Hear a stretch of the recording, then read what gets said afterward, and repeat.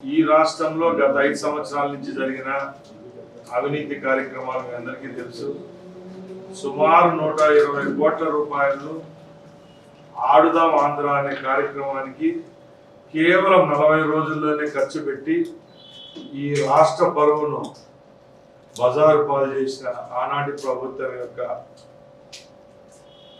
దుశ్చర్యలు అనుకోండి, ఆ ప్రభుత్వంలో వాళ్ళు తిన్న డబ్బును విషయంలో కూడా ఈరోజు చర్చకు వచ్చింది. అలాగే ముఖ్యంగా ఎందరో జీవితాలకు సంబంధించిన సర్టిఫికెట్ల కుంభకోణం రోజు పేపర్లలో చూస్తున్నాం, టీవీలో చూస్తున్నాం. చాలామంది పత్రికా సోదరులు కూడా మమ్మల్ని అడుగుతూనే వస్తున్నారు. దాని మీద ముఖ్యమంత్రి గారితో చర్చించి తప్పకుండా ఒక కమిటీ అనేది వేసి ఉద్యోగపరంగా అలాగే ఎడ్యుకేషన్కి సంబంధించి దొంగ సర్టిఫికెట్లు ఎవరిచ్చారు, అలాగే ఎక్కడి నుంచి మూలాలు ఎక్కడి నుంచి ఉన్నాయి అవన్నీ వెలికితీసి క్రీడాకారుల యొక్క జీవితాల్లో వెలుగులు నింపేదానికి ఆ ప్రయత్నం కూడా చేపట్టేదానికి ఈరోజు చర్చ జరిగింది. నమస్కారం. డైమండ్ రాణి జబర్దస్త్ రోజా వైసీపీ గవర్నమెంట్ లో నాటి సాంస్కృతిక క్రీడల శాఖ మంత్రిగా ఉన్నటువంటి రోజా అలియాస్ రోజమ్మ చిక్కుల్లో పడ్డ పరిస్థితి అయితే కనపడుతుంది. గతంలో ఫైర్ బ్రాండ్ రోజాగా పేరొందినటువంటి శ్రీమతి రోజమ్మ గారు ఆమె మాట్లాడిన తీరు, ఆమె చేసినటువంటి వ్యవహారం మొత్తం కూడా వివాదాస్పదంగానే మారిన పరిస్థితి కనపడుతుంది. తాజాగా ప్రభుత్వం మారిపోయింది. ఆయన చెప్పినటువంటి జగనన్న ఓడిపోయారు, తెలుగుదేశం పార్టీ అధికారంలోకి వచ్చింది. ఈ పరిణామ క్రమంలో గడిచిన 2 నెలల కాలంలో కూడా రోజా ఎక్కడా కూడా వైసీపీకి సంబంధించినటువంటి కార్యక్రమాల్లో కానీ ఇటు అధికార పార్టీ విషయంలో కానీ ఎక్కడా నోరు మెదిపిన పరిస్థితి లేదు. నిన్న మొన్న కూడా విదేశాల్లో మోడర్న్ డ్రెస్సుల్లో కనపడిందంటూ కూడా సోషల్ మీడియాలో కూడా వార్తలు వచ్చిన పరిస్థితి కనపడింది. ఇది ఒక విషయం. అయితే తాజాగా జరిగినటువంటి వ్యవహారం అంటే గత ప్రభుత్వంలో జరిగినటువంటి క్రీడలకు సంబంధించి ఆడుదాం ఆంధ్ర అనే పేరుతో పెట్టినటువంటి క్రీడలకు సంబంధించి దాదాపు 150 కోట్లకు సంబంధించినటువంటి కుంభకోణం జరిగింది అనేది ప్రాథమిక అంచనాకు వచ్చిన రాష్ట్ర ప్రభుత్వానికి సంబంధించినటువంటి అధికారులు దీని మీద పూర్తి స్థాయిలో విచారణ చేసి దాని మీద చర్యలు తీసుకోవాలంటూ కూడా విజయవాడ కమిషనర్ కూడా ఆదేశాలు వచ్చిన పరిస్థితి కనబడుతుంది.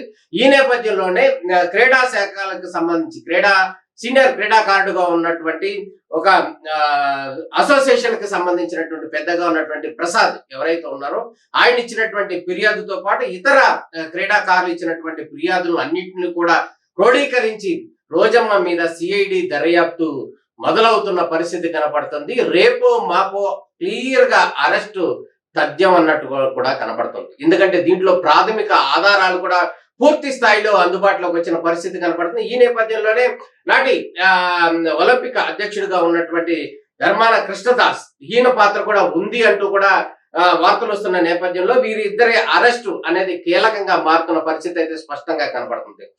శ్రీమతి రోజాకి సంబంధించినటువంటి విషయాన్ని కనుక గమనించినట్టయితే ఆమె ఆడుదాం ఆంధ్ర అనే అంశంలో భాగంగా రాష్ట్ర ప్రభుత్వ మంత్రిగా ఉన్నటువంటి ఆమె గతంలో మాట్లాడినటువంటి మాటల తీరు కావచ్చు, అదేవిధంగా విశాఖపట్నంలో ఏవైతే ఉందో రాజమహల్ ఏదైతే ఉందో 450 కోట్లతో కట్టినటువంటి రాజమహల్ ఏదైతే ఉందో ఆ మహల్ కూడా టూరిజం శాఖగా ఆధ్వర్యంలో అంటే ఆమె నిర్వహిస్తున్నటువంటి మంత్రిత్వ శాఖకు సంబంధించినటువంటి ఆ శాఖ నుంచి డబ్బులు కూడా పూర్తి స్థాయిలో 450 కోట్లు దీనికి నిరుపయోగంగా చేశారు అనేటటువంటి ఆరోపణలు కూడా వచ్చిన పరిస్థితి కనపడుతుంది. ఈ నేపథ్యంలోనే రోజా వ్యవహారానికి సంబంధించినటువంటి రాష్ట్ర ప్రభుత్వం చాలా సీరియస్ గా తీసుకుంది అనటంలో ఎటువంటి సందేహం లేదు. దాంట్లో భాగంగానే గతంలో ఆ రోజా మాట్లాడినటువంటి మాటలు కావచ్చు, అంటే ఇప్పుడు ముఖ్యమంత్రిగా ఉన్నటువంటి నాటి ప్రధాన ప్రతిపక్ష నేతగా ఉన్నటువంటి చంద్రబాబు నాయుడు మీద కావచ్చు, అదేవిధంగా నారా లోకేష్ మీద కావచ్చు, అదేవిధంగా టీడీపీ నాయకులందరి మీద కూడా ఆమె మాట్లాడినటువంటి భాష ఏ విధంగా ఉందంటే అత్యంత దారుణంగా ఉంది. అంతేకాకుండా ఆమె టీడీపీ నుంచి వచ్చినటువంటి పుష్పమే. నిజం చెప్పాలంటే గతంలో టీడీపీలో ఉన్నటువంటి ఫైర్ బ్రాండ్ గా ఉన్నటువంటి ఆమె వైసీపీ నాయకుల్ని కానీ రాజశేఖర రెడ్డి, దివంగత రాజశేఖర రెడ్డిని కానీ జగన్మోహన్ రెడ్డిని కూడా చాలా తీవ్రంగా విమర్శించినటువంటి రోజా తరువాత పరిణామంలో వైసీపీకి వెళ్ళిపోయి, వైసీపీకి వెళ్ళిన తర్వాత టీడీపీ నాయకులందరినీ, పార్టీని, ఈవెన్ నారా లోకేష్ భార్యగా ఉన్నటువంటి, సతీమణిగా ఉన్నటువంటి నారా బ్రాహ్మణితో సహా, అదేవిధంగా నారా భువనేశ్వర్తో సహా, అట్లా అందరినీ కూడా రోజా మాట్లాడినటువంటి భాష కానీ, మాట్లాడినటువంటి బూతులు కానీ చాలా వల్గర్ గా ఉన్నాయి అనేది సగటు ప్రజలందరూ కూడా ఆక్షేపించిన పరిస్థితి కనపడుతుంది. ఇది ఈ విధంగా ఉంటే, ఇంకా ప్రత్యేకంగా రాష్ట్ర మంత్రిగా ఉన్నటువంటి రోజాని, గతంలో మంత్రిగా ఉన్నటువంటి రోజాని డైమండ్ రాణి అని కానీ, జబర్దస్త్ రోజా అని కానీ అనేక రకమైనటువంటి బిరుదులతో పిలిచేటటువంటి జనసేన పార్టీ అధినేత, ప్రస్తుతం డిప్యూటీ సీఎం గా ఉన్నటువంటి పవన్ కళ్యాణ్ కూడా వ్యక్తిగతంగా అనేక రకాలుగా టార్గెట్ చేసి మాట్లాడినటువంటి రోజా, ఇన్ని అంశాలు కూడా ప్రస్తుతం ఈ కేడర్లో, ఈ కూటమి అధికారంలోకి వచ్చిన సందర్భంలో ఈ పార్టీకి సంబంధించినటువంటి నేతలు ఎవరు కూడా మర్చిపోయిన పరిస్థితి అయితే కనపడలేదు. ఆ కార్యకర్తలు కూడా దీన్ని చాలా సీరియస్ గా తీసుకున్న పరిస్థితి కనపడుతుంది.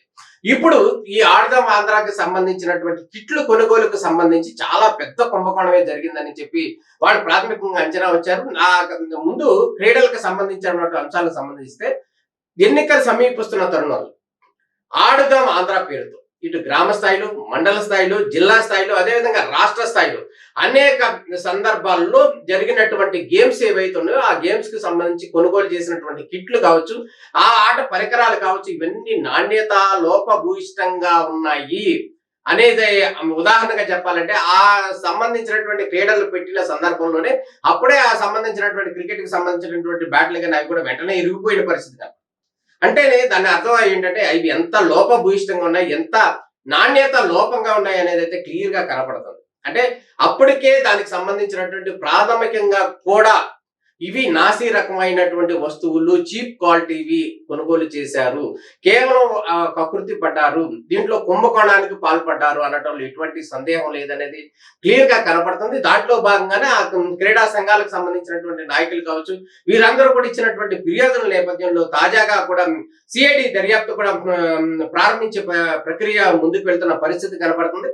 రేపు మాపు కూడా ఖచ్చితంగా రోజాని పూర్తి స్థాయిలో విచారణ పిలిపించడం, దీనికి సంబంధించినటువంటి అంశాలకు సంబంధించి పూర్తి స్థాయి దర్యాప్తు చేయడం, అదేవిధంగా అరెస్టు చేయడం చకచకా జరిగిపోయే సందర్భాలు అయితే క్లియర్ గా కనబడుతున్నాయి. ఒక ఆడుదాం ఆంధ్ర అంశానికి సంబంధించి మాత్రం ప్రస్తుతానికి అరెస్ట్ అనేది క్లియర్ గా కనిపిస్తుంది అనేది అయితే అందుతున్నటువంటి సమాచారాన్ని బట్టి తెలుస్తున్నటువంటి విషయం. ఇదొకటే కాదు, గతంలో ఏపీఐసి చైర్మన్ గా కూడా, ఏపీఐసి అధ్యక్షురాలుగా కూడా పనిచేశారు. అదేవిధంగా టూరిజం కి సంబంధించినటువంటి భవంతులు కూడా నిర్మాణం చేశారు. అనేక రకాలైనటువంటి అవినీతి ఆరోపణలు ఎదుర్కొంటున్నటువంటి శ్రీమతి రోజా గారు త్వరలోనే దీనికి సంబంధించినటువంటి అరెస్టు ఖాయం అనేది క్లియర్ గా కనబడుతుంది. ఎటువంటి సందర్భం లేదు. రేపో మాపో ఎల్లుండో కూడా క్లియర్ గా రోజమ్మని అరెస్ట్ చేయటం తథ్యం అనేది అయితే క్లియర్ గా కనబడుతుంది. ఈ నేపథ్యంలో రాష్ట్ర ప్రభుత్వానికి సంబంధించినటువంటి అధికారులు ఏ విధంగా యాక్ట్ చేస్తారు, ఏ విధంగా దీనికి సంబంధించినటువంటి అవినీతి ఆరోపణలు వెలుగులోకి తీసుకొస్తారు అనేది అయితే మనం వేచి చూడాల్సిన పరిస్థితి కనబడుతుంది.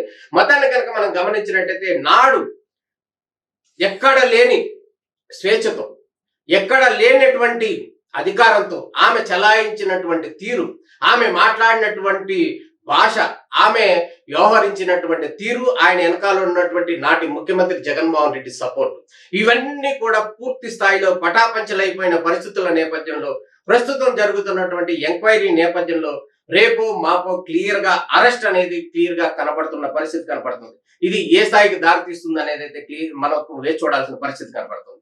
మొత్తానికి రోజమ్మకి కష్టకాలం వచ్చింది అనడంలో ఎటువంటి సందేహం లేదు. నమస్తే.